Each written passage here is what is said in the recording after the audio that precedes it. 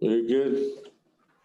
Okay, so we appreciate the time to be able to talk with our team. We are going to go ahead and accept the supplement proposal of the mentoring if you have 2 teachers or more of $300. So we are going to accept that.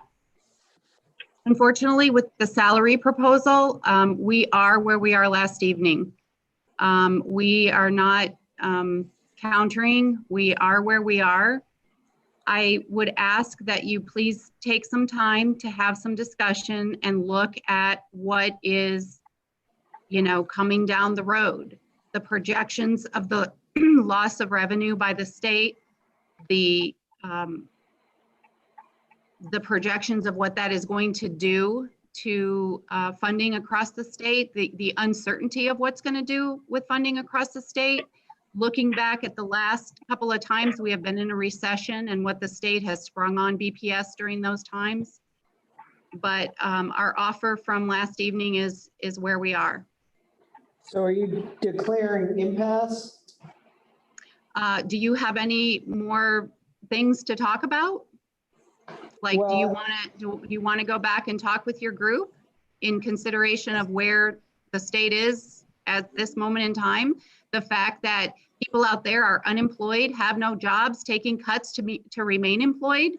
We have not let a person go. We have continued to pay people through this whole time. We have some bad times looking at us in the face, clearly times of uncertainty. Are you not interested in taking your team back and having any discussion about it? So I want to come back to this again. Well, I don't have it. Can I ask a question about stipends real quick? Yeah, go ahead. Dr. Green, on stipends while he looks that up. So you're accepting the one teach, if you mentor one teacher, you get 165 as well? Yes, we did propose that last night. Okay. So Dr. Green, I'll remind you, and I know our teachers have not forgotten this, last time there was a budget issue in this district, the budget was balanced on the backs of teachers. 2008-9, 0% raise, 9-10, 0%, 10-11, 0%, 11-12, 1/3 of the teachers did not get a raise, 12-13, 0%. Teachers lost their second planning time. That's where the $20 million came from last time. And right now, the budget, I go back to this. The state has given you more money than they did last year, right? They've not pulled back any money. You have reserve funds for if enrollment is not what it's supposed to be. You have reserve funds, this $19 million that's really just about bond ratings because it's never been used, and no matter what the situation, doesn't seem like it's going to be used. And right now, currently the budget is being balanced on the backs of teachers. And that's very clear, okay? Because our class sizes are out of control, right? We've not fully hired positions because we are balancing the budget on the backs of teachers. So you can't have it both ways. So let me say that all of those times that you mentioned that we didn't have a salary increase, that was prior to pay for performance. When pay for performance came around, we have done some really good things. Most recently last year, people at the top had an increase of $3,200 if they were highly effective, $2,000 for pay for performance, and $1,200 in longevity. I say again, no one has lost a job during this time, but if we jeopardize our funding in any way, shape, or form, the only place that's going to find places to cut next year are employees across the board. I don't, you've seen the projections, Anthony. You pay attention to that stuff. The revenue from the state is projected to be down $4 billion. Where are the two places that they can find to cut? Education is one of the top places. If it's not the top, it's number 2. We don't know what's going to happen to our funding in 2022. And right now we are doing everything we can to prepare for the uncertainty of those cuts coming down the road. So I hear what you're saying, but we've done a lot since the 2012 compression. And I remind you about the leapfrogging, which you brought up just the last moment in time. Even those teachers that seem to have fallen behind because of that compression issue, we resolved last year. So we all know what's coming down next year. You've talked about it in these sessions. We've talked about it. We've talked about it outside of here. I think we're at a time right now that we have to look at what's happening around us and make some, and make some decisions about, moving forward and anticipating, possible places to find funds next year, but this is not the year. So do you believe that this is a pay increase or a pay decrease? Because I was really kind of taken aback by the BS in your public relations yesterday. I mean, this is a pay loss with these insurance increases for many of our employees. And you guys are touting this as some kind of huge victory when probably about 500 of our employees are actually going to be seeing smaller paychecks. So I'm confused on how you all, BPS and the board, ever believe that they're helping this cause along when they're using smoke and mirrors, when our veteran employees are being crushed. I mean, Dr. you tell me this, all right? This is my 21st year in Brevard County. We accept your offer. How much more will I be making than a teacher who's been working for 4 weeks as a teacher in Brevard County? What will that difference be? That would suggest that I know your salary, which I do not. But going back to your first question about salary or about premium increases, we've gone years without a premium increase. And we are attempting to salvage the opportunity to be a self-funded organization related to healthcare. And if by chance that does not sustain itself, you're going to see costs go up related to premiums. We want to do everything we can to stay self-funded. So, that health insurance is not the place to find that money. The problem is that if we don't come to a resolution, are you going to move forward with an unfair labor practice and move forward with open enrollment when we have a contract that's not been voted on by the membership? I think we have exigent circumstances related to our health insurance funding, and we've talked about that even at the table, that we were moving forward with that. So again, I'm asking you to please take the opportunity to talk to your team this evening. But we just gave you a counter offer and you said nothing. You didn't come up at all. It's just, you came back with the same offer you had yesterday. Why are we here today? Why weren't we told this was our final and best yesterday? What has changed? We had 2 things on the table. We have responded to one of them. We are where we are with the salary proposal from yesterday. I would ask that you would take some time and have some discussion with your team. Bill, do you want to say something? Yeah, so I think all of us on this call know that the governor's plan to boost teacher pay is really just a con. It's a sham. That the allocated money was overwhelmingly for new teachers, and veteran teachers get leftover scraps.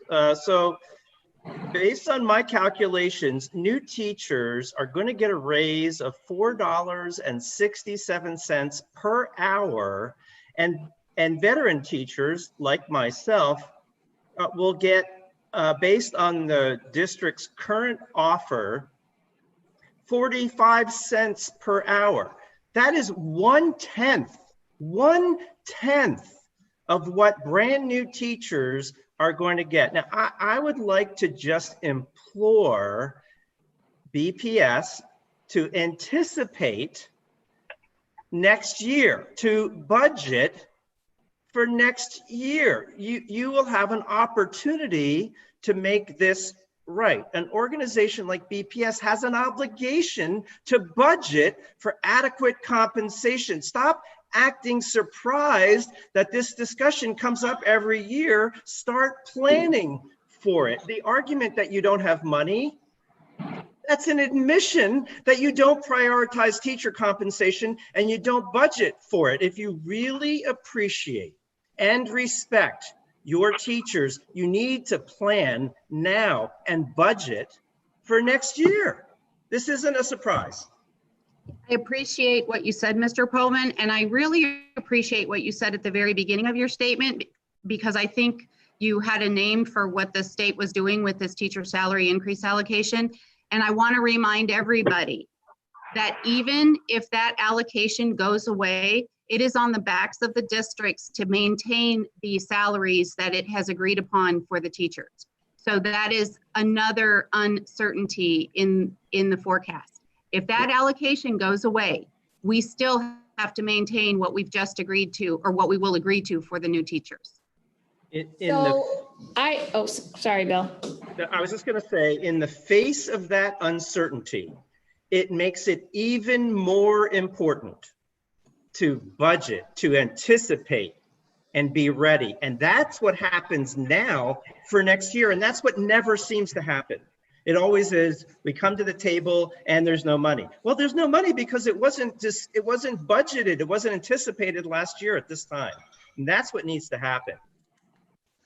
So I think, for the years that I've spent on this bargaining team, year after year, we asked the district to budget for decent raises. Year after year, we asked the district to, put money aside. And we're looking at a raise for our veteran teachers that isn't even going to cut it with cost of living alone, not to even mention the possible healthcare increase. And every once in a while, as I'm advocating for education, and I spend my time either advocating with the district, or maybe I'm on Capitol Hill in Tallahassee and advocating with our legislatures up there and the governor, I think to myself, why do our legislators, or why does our governor make plans like the ones that they sent down to the district? Why did they decide to do it this way? Why did they put it in a certain pot for a certain allocation and it has to be done this way? We've seen it happen a couple times. The only thing that I can actually come back to is it's because our legislators and our governor doesn't trust our districts to do the right thing with the actual money. And I think why they don't actually trust our district to do the right thing with the money is because year after year after year, there isn't actual money budgeted for raises. So we're in this kind of crazy circular world where the people that actually fall through the vortex are our teachers. And I'm telling you right now, we had this discussion earlier. Our teachers that have really, really been left behind, those group of teachers between like year 13 and I think 22, they are leaving the profession because those of us who just realized, hey, we're 35, 40, 45, we've got like 20, 25 more years to put into a career.